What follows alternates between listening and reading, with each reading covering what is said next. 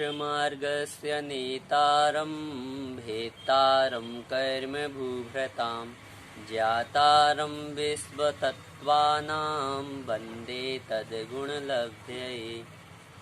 बोले पंच परमेष्ठी भगवान की जय। शांति विदाता श्री 1000 शांतिनाथ भगवान की जय। द्वादशांग जिनवाणी माता की जय। ग्रंथादिदास श्री तत्वार्थ सूत्र जी की जय। आचार्य श्री उमा स्वामी जी महाराज की जय। आचार्य श्री विद्यासागर जी महाराज की जय। मुनि पुंगव श्री सुधा सागर जी महाराज की जय। अड़ाई दीपस्थ समस्त महामुनि राजों की जय। कल हमने मति ज्ञान और श्रुत ज्ञान के वर्णन को समझा। आज अवधि ज्ञान और मनःपर्याय ज्ञान के बारे में आज वर्णन हम पढ़ेंगे। आचार्य भगवंत अवधि ज्ञान को बताने के लिए सबसे पहले सूत्र दे रहे हैं, उच्चारण करेंगे। भव प्रत्ययो वधिर्देव नारकाणाम। संधि विच्छेद देखें। भव प्रत्यय अवधि देव नारकाणाम, 4 पद हुए। अर्थ होगा भव प्रत्यय अर्थात भव प्रत्यय। भव प्रत्यय एक अवधि ज्ञान का भेद है। अवधि अर्थात अवधि ज्ञान, देव नारकाणाम अर्थात देवों और नारकियों के होता है। अवधि ज्ञान के 2 भेद हैं, वह कौन से हैं? तो पहला तो है भव प्रत्यय, दूसरा क्षयोपशम निमित्तक अर्थात गुण प्रत्यय। अर्थ होगा भव प्रत्यय अवधि ज्ञान देव तथा नारकियों के होता है। इस अवधि ज्ञान के 2 भेद हैं, भव प्रत्यय गुण प्रत्यय। गुण प्रत्यय को क्षयोपशम निमित्तक भी कहते हैं। इस प्रकार इसका संपूर्ण अर्थ हुआ। भव क्या है तो भव की परिभाषा को समझते हैं। सर्वार्थ सिद्धिकार आचार्य पूज्यपाद स्वामी जी हुए, उन्होंने सर्वार्थ सिद्धि जी में परिभाषा दी। आयुर्नाम कर्मोदय निमित्तम आत्मनः पर्यायो भवः। अर्थ होगा कि आयु नाम कर्म के उदय से अथवा आयु नाम कर्म के उदय का निमित्त पाकर जो जीव की पर्याय होती है उसे भव कहते हैं। दूसरा है प्रत्यय। प्रत्यय का अर्थ होता है कारण अथवा निमित्त। तो जो उस भाव में कारण होता है वह अवधि ज्ञान भव प्रत्ययावधि ज्ञान कहलाता है। यह भव प्रत्ययावधि ज्ञान देवों तथा नारकियों के होता है। एक और विशेष बात, यह जो अवधि ज्ञान है यह भाव की अपेक्षा से तो होता है, परंतु क्षयोपशम निमित्त भी इसमें रहता है। क्योंकि हम देखते हैं कि देवों में किसी को कम अवधि ज्ञान होता है, किसी का क्षेत्र अधिक होता है, तो वह उनके क्षयोपशम की अपेक्षा से होता है। जिसमें जैसा क्षयोपशम होगा उस प्रकार से उसे अवधि ज्ञान प्राप्त होगा। भाव प्रत्यय का अर्थ होगा कि वह भाव के निमित्त से मिला है, इसलिए तो भाव प्रत्यय है, लेकिन उसमें भी क्षयोपशम की भूमिका होती है। जिसका हीन क्षयोपशम होगा उसे हीन अवधि ज्ञान प्राप्त होगा, जिसका अधिक क्षयोपशम होगा उसे अधिक अवधि ज्ञान प्राप्त होगा। इस प्रकार से हमें जानना चाहिए। अगला जो सूत्र है उसमें आचार्य श्री गुण प्रत्ययावधि ज्ञान का वर्णन करते हैं। गुण प्रत्यय अथवा क्षयोपशम निमित्तक अवधि ज्ञान उसमें बताते हैं, साथ ही उसके 6 भेदों का भी वर्णन करते हैं। सूत्र का उच्चारण करेंगे। क्षयोपशम निमित्तः षड् विकल्पः शेषाणाम। क्षयोपशम निमित्तः षड् विकल्पः शेषाणाम। इस प्रकार से इसका पदच्छेद होगा। क्षयोपशम अर्थात होगा क्षयोपशम, निमित्त अर्थात निमित्तक, षड् विकल्प अर्थात 6 प्रकार का अथवा 6 विकल्प वाला, शेषाणाम अर्थात शेष के।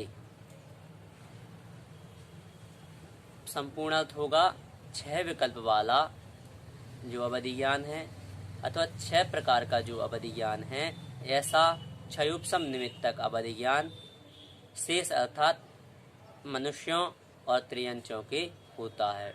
अथवा क्षयोपशम निमित्तक अवधि ज्ञान 6 वेद वाला है तथा यह मनुष्यों और त्रियंचों के होता है। इसके जो 6 वेद हैं वह है अनुगामी, अनुगामी, वर्धमान, हीयमान, अवस्थित, अनवस्थित। इस प्रकार से 6 वेद हैं। जो इसका पहला वेद है वह है अनुगामी। अनुगामी की परिभाषा बनेगी जो सूर्य के प्रकाश के समान जीव के साथ साथ जाता है वह अनुगामी कहलाता है। इसके 3 भेद हैं। पहला क्षेत्रानुगामी, दूसरा भवानुगामी, तीसरा उभयानुगामी। क्षेत्रानुगामी कहते हैं जो जीव के साथ साथ अन्य क्षेत्र में भी जाता है, वह क्षेत्रानुगामी अवधियान। दूसरा है भवानुगामी। भवानुगामी अवधियान कहते हैं जो जीव के साथ अगले भाव में भी जाता है अथवा भाव में भी जाता है, वह भवानुगामी अवधियान कहलाता है। तीसरा जो अनुगामी अवधियान का भेद है वह है उभयानुगामी। उसका अर्थ होगा जो जीव के साथ साथ दोनों अर्थात क्षेत्र में भी जाता है और भाव में भी जाता है। इस प्रकार का अवधिज्ञान होगा उभयानुगामी अवधिज्ञान। इस प्रकार से इसके जो 3 भेद हैं उनको हमने समझा। अब दूसरा जो अवधिज्ञान का भेद है वह है अननुगामी। अननुगामी कहते हैं अनुगामी से जो विपरीत है, अर्थात परिभाषा होगी जो भाव तथा क्षेत्र में जीव के साथ नहीं जाता।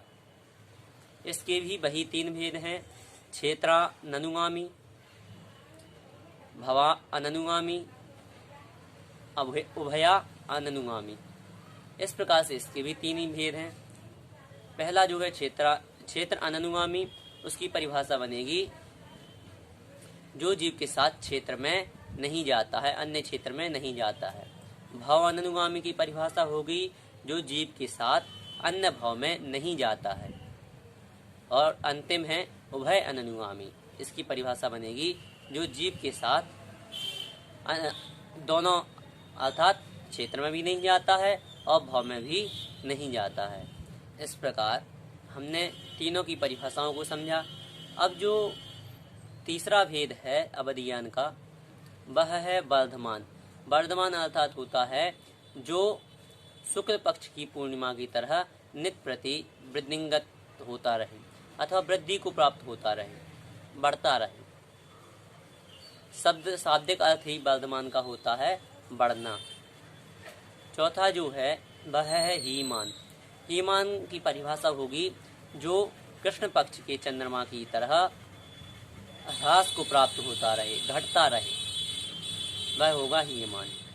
5वें नंबर का जो अवधिज्ञान है वह है अवस्थित। इसकी परिभाषा होगी जो ना तो घटे ना ही बढ़े, अर्थात हमेशा एक सा बना रहे।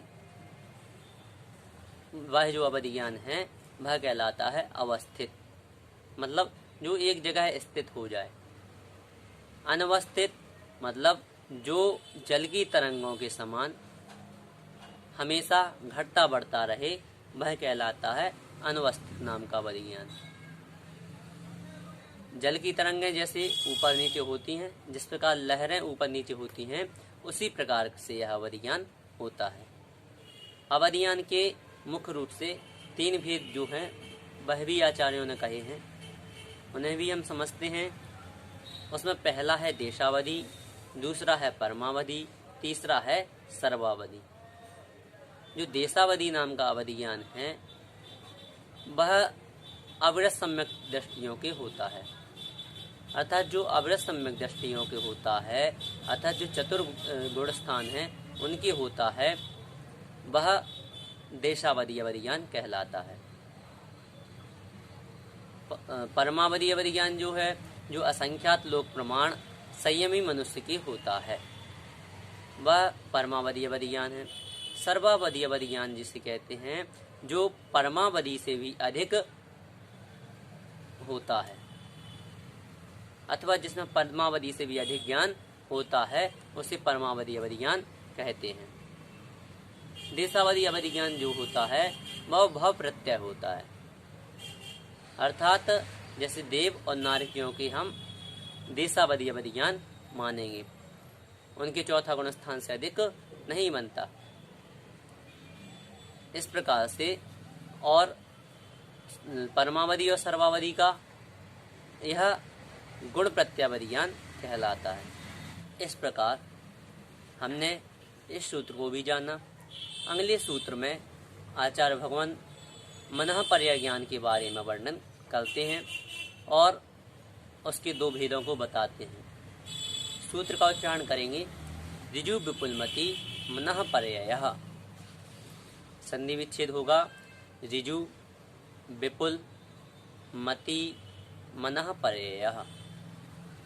अर्थ होगा ऋजु, यहाँ जो मति शब्द है यहाँ यह अंत दीपक है, इसलिए यह ऋजु के साथ भी लगेगा और विपुल के साथ भी लगेगा, इसलिए ऋजुमति विपुलमति मनः पर्याय ज्ञान है। ऋजुमति और विपुलमति यह दो कौन है? यह दो मनः पर्याय ज्ञान के भेद हैं। ऋजुमति किसे कहते हैं? तो जो दूसरे के मन में स्थित सरल बात को जाने अथवा सरल रूपी पदार्थ को जाने, वह ऋजुमति मनः पर्याय ज्ञान कहलाता है। विपुलमति मनः पर्याय ज्ञान जो दूसरे के मन में स्थित सरल अथवा कठिन दोनों प्रकार की बातों को, दोनों प्रकार के रूपी पदार्थों को जानता है, वह विपुलमति मनः पर्याय ज्ञान कहलाता है। मनः पर्याय ज्ञान की परिभाषा क्या बनेगी? जो दूसरे के मन में स्थित रूपी पदार्थ को जानता है वह मनः पर्याय ज्ञान है। सर्वार्थ सिद्धि का आचार्य श्री पूज्यपाद स्वामी जी ने कहा, वीर्यांतराय और मनः पर्याय ज्ञानावरण कर्म के क्षयोपशम और अंगोपांग नाम कर्म के आलम्बन से आत्मा में जो दूसरे के मन के संबंध से उपयोग जन्म लेता है उसे मनः पर्याय ज्ञान कहते हैं। इसकी सरल परिभाषा जो हमने आपको बताई वह है दूसरे के मन में स्थित जो सरल बात को जानता है वह मनः पर्याय ज्ञान कहलाता है। मनः पर्याय ज्ञान के जो दो भेद हैं उनमें काल और क्षेत्र की अपेक्षा से अंतर पाया जाता है। ऋजुमति में काल और क्षेत्र का संकुचन रहता है, विपुलमति में विस्तार रहता है, अतः जो ऋजुमति है उसमें विपुलमति की अपेक्षा से काल तथा क्षेत्र कम पाया जाता है। जैसे ऋजुमति में जघन्यता की अपेक्षा से 2-3 भाव का ही काल माना गया है और विपुलमति में जघन्यता की अपेक्षा से 7-8 भाव माना है। जहाँ ऋजुमति में उत्कृष्टता की अपेक्षा से 7-8 भाव माना है, तो यहाँ विपुलमति में उत्कृष्टता की अपेक्षा से असंख्यात भाव माना है। अगला जो सूत्र है इसमें आचार्य भगवंत ऋजुमति और विपुलमति इन दो मनः पर्याय ज्ञानों की विशेषता को बताते हैं। सूत्र का उच्चारण करेंगे, विशुद्ध प्रतिपाताभ्याम तद विशेष। संधि विच्छेद देखें, विशुद्धि अप्रतिपाताभ्याम तत् विशेष। अर्थ होगा विशुद्धि अर्थात विशुद्धि, अप्रतिपाताभ्याम अर्थात अप्रतिपात, तत् अर्थात वह, विशेष अर्थात विशेषता। तो जो वह दो ऋजुमति और विपुलमति मनः पर्याय ज्ञान हैं उनमें तत् अर्थात वह मतलब इस तत् शब्द से ऋजुमति और विपुलमति यह दो मनः पर्याय ज्ञान हमें लेना है। ऋजुमति मनः पर्याय ज्ञान और विपुलमति मनः पर्याय ज्ञान जो हैं इनमें विशुद्धि और अप्रतिपात की अपेक्षा से विशेषता पाई जाती है। इस प्रकार से इसका अर्थ होगा। विशुद्धि की परिभाषा देखते हैं तो विशुद्धि की परिभाषा बनेगी मनः पर्याय ज्ञानावरण कर्म के क्षयोपशम होने पर आत्मा में जो विशुद्धता आती है उसे विशुद्धि कहते हैं। दूसरा जो है अप्रतिपात। प्रतिपात का अर्थ होता है गिरना, अप्रतिपात का अर्थ होता है नहीं गिरना, अर्थात नहीं गिरने को अप्रतिपात कहते हैं। इस प्रकार से विशुद्धि और अप्रतिपात की परिभाषा बनेगी और इन दोनों की अपेक्षा से उनमें विशेषता भी पाई जाती है, उनमें अर्थात ऋजुमति में और विपुलमति में। अगले सूत्र में आचार्य भगवंत अवधि ज्ञान और मनःपर्याय ज्ञान, जो अभी दो ज्ञानों का वर्णन हुआ, उनके अंतर के बारे में बताते हैं। इन दोनों में क्या अंतर है उसको इस सूत्र में समझा रहे हैं। सूत्र का उच्चारण करेंगे। विशुद्धि क्षेत्र स्वामी विषयेभ्यो वधि मनः पर्ययोः। इस प्रकार से उच्चारण होगा। पदच्छेद देखें। विशुद्धि क्षेत्र स्वामी विषयेभ्यः अवधि मनः पर्ययः। इस प्रकार से इसका पदच्छेद होगा। अर्थ होगा विशुद्धि अर्थात विशुद्धि, क्षेत्र अर्थात क्षेत्र, स्वामी अर्थात स्वामी, विषयेभ्य अर्थात विषय। इन चार की अपेक्षा से क्या होता है? अवधि अर्थात अवधि ज्ञान, मनः पर्ययोः अर्थात मनः पर्याय ज्ञान। इनमें क्या होती है? विशेषता पाई जाती है, अथवा यह अवधि ज्ञान और मनः पर्याय ज्ञान में भेद है। संपूर्ण अर्थ होगा विशुद्धि, क्षेत्र, स्वामी और विषय की अपेक्षा अवधि ज्ञान और मनः पर्याय ज्ञान में भेद है। अब इनमें किस प्रकार से भेद हो सकता है इसे भी हम समझते हैं। सबसे पहला जो है विशुद्धि। विशुद्धि में अवधि ज्ञान में जो विशुद्धि होती है उसमें मनः पर्याय ज्ञान से की अपेक्षा कम विशुद्धि पाई जाती है, और मनः पर्याय ज्ञान में अवधि ज्ञान की अपेक्षा अधिक विशुद्धि पाई जाती है। क्षेत्र में एक तो उत्पत्ति स्थान है, दूसरा उसका जानने का जो प्रमाण है अर्थात विषय है वह होता है। तो उत्पत्ति स्थान की अपेक्षा से अवधि ज्ञान का उत्पत्ति स्थान समस्त लोक है, तृष्णाड़ी है, परंतु मनः पर्याय ज्ञान का उत्पत्ति स्थान केवल मनुष्य लोक है। अवधि ज्ञान का विषय संपूर्ण लोक होता है, परंतु मनः पर्याय ज्ञान का विषय 45 लाख योजन का घन प्रतर रूप क्षेत्र होता है। अगला जो भेद होता है वह है स्वामी की अपेक्षा से। तो स्वामी की अपेक्षा से जो भेद होगा वह अवधि ज्ञान का स्वामी होगा चारों गतियों का सैनी पंचेंद्रिय पर्याप्तक जीव। जो जीव सैनी पंचेंद्रिय पर्याप्तक है वह अवधि ज्ञान को धारण करने की क्षमता रखता है। मनः पर्याय ज्ञान में कर्म भूमि के गर्भज मनुष्य, संयमी मनुष्य, वर्धमान चारित्र को धारण करने वाला मनुष्य तथा जो 7 रिद्धियां हैं उनमें से किसी एक रिद्धि को भी यदि उसकी है तो वह मनः पर्याय ज्ञान को धारण करने की क्षमता रखता है। अब जो चौथा है वह है विषय। विषय की अपेक्षा से जो अवधि ज्ञान है वह परमाणु तक उसका विषय होता है, अर्थात वह परमाणु को जानता है, परंतु जो मनः पर्याय ज्ञान है उसका विषय अवधि ज्ञान की अपेक्षा से अनंतमा भाग होता है, क्योंकि जो मन का विषय होता है वह परमाणु से भी अनंत सूक्ष्म होता है।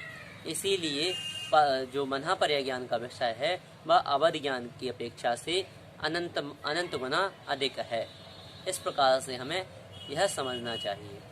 आज हमने 5 सूत्रों को समझा। भव प्रत्ययोः बधिर्धिव नारकाणाम क्षयोपशम निमित्तः षड विकल्पः शेषाणाम ऋजु विपुलमति मनः पर्ययः विशुद्ध प्रतिपाताभ्यम तद विशेषः विशुद्धि क्षेत्र स्वामी विषयेभ्यो वधि मनः पर्ययो। इस प्रकार से 5 सूत्रों को आज हमने जाना।